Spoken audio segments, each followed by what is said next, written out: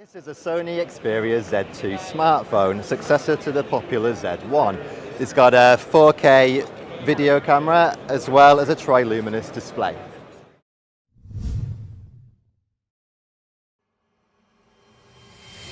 As you might expect of a smartphone that only comes 5 months after the debut of its predecessor, the Sony Xperia Z2 doesn't really benefit from a huge amount of extra power in terms of processing speed and memory.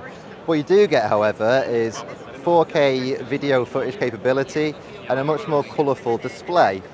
The Xperia Z2's video camera benefits from a whole new range of features.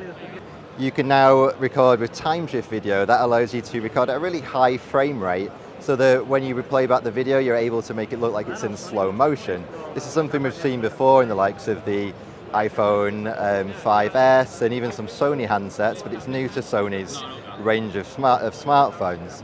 There's also what they call the AR effect, and that allows you to add computerized dinosaurs and anything you wanted to terrorize your young ones. Then you can watch the whole effect back like you've recorded a movie on your TV or just on the handset itself.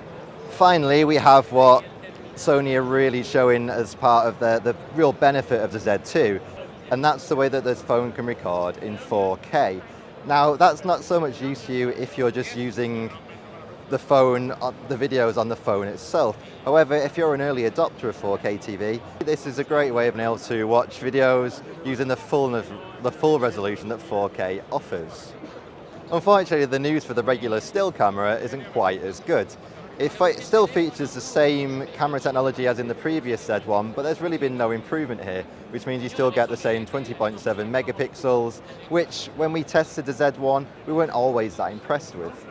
A common characteristic of the Z1 series has actually been that the phones are always waterproof too, and that goes also as far as the tablets. Now, the Z2 takes the waterproofing a step further, and while you still have to seal some of the sides of where the micro SD slot might go or where you might charge the phone, you can now leave where your headphones go completely unsealed. In terms of pure horsepower, well, the Z2 is slightly better than the Z1, but not massively so.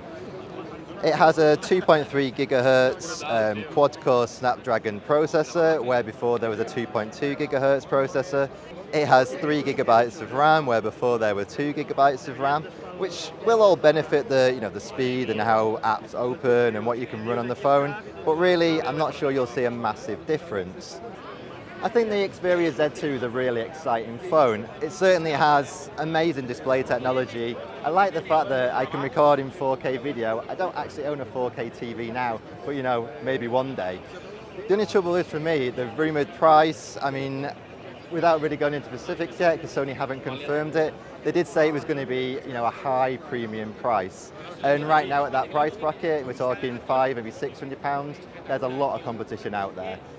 We'll let you know exactly how good it is once we get it to the Witch test labs and put it through its paces.